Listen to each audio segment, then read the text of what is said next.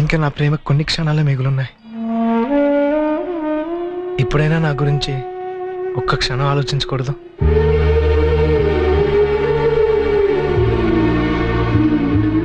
ఇన్నాళ్ళు ప్రేమంటే ఇవ్వటమే అనుకున్నాను, కానీ మొదటిసారిగా ఇప్పుడు అడగాలనిపిస్తుంది. నిజం చెప్పు, ఇన్నాళ్ళు మన పరిచయంలో ఎప్పుడైనా ఒక్కసారైనా నన్ను ప్రేమించాలనిపించలేదా?